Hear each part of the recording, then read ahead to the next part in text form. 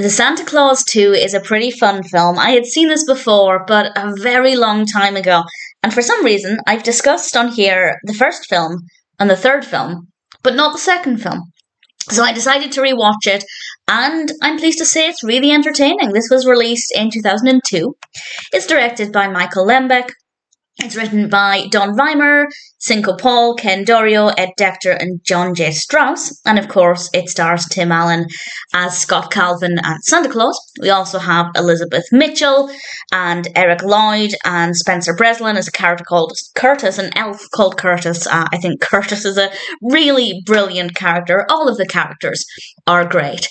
And Scott Calvin finds out about another clause.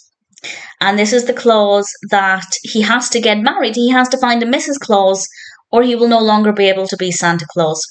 And he is on a mission to find a Mrs. Claus. He's also dealing with the fact that his son has been acting out quite a lot. Charlie has been acting out in school, and he has to visit the principal. And obviously, this is a really great way for us to take Scott away from the North Pole, and to have him interacting with people outside of the North Pole and giving him an opportunity, of course, to meet people who could potentially be Mrs. Clauses. He has a date with a rather delightful woman wearing a jumper with a Santa Claus on it. I thought she was fabulous. And it's a really interesting narrative. I don't want to give away too much more than that. Oh, and we also have the toy Santa in the North Pole when Scott Calvin isn't there. And it's a very interesting character. The design of the character is certainly quite good fun.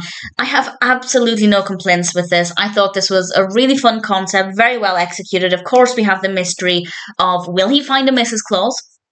And I won't provide the answer to that. But I think the narrative flowed really well. The pacing was really great. There was a lot going on, several little subplots to keep things flowing well. The performances are really great. Tim Allen is fantastic as Scott Calvin. I think he was the perfect choice for the role, and everybody else gave a really great performance as well. And with regards to it being Christmassy, there is so much Christmas in this film, not just in the North Pole, but in other places as well, costumes, decorations and things. But obviously the North Pole scenes are very, very festive, and I really thoroughly enjoyed those as well. So, loads of Christmas, great narrative, well-executed story, brilliant characters, fabulous performances. I'm left wanting for nothing. The Santa Claus 2 is a brilliant sequel to the first film. The third film was also very, very good. And if you haven't seen the Santa Claus 2, I'd say definitely check it out. Do watch them in order.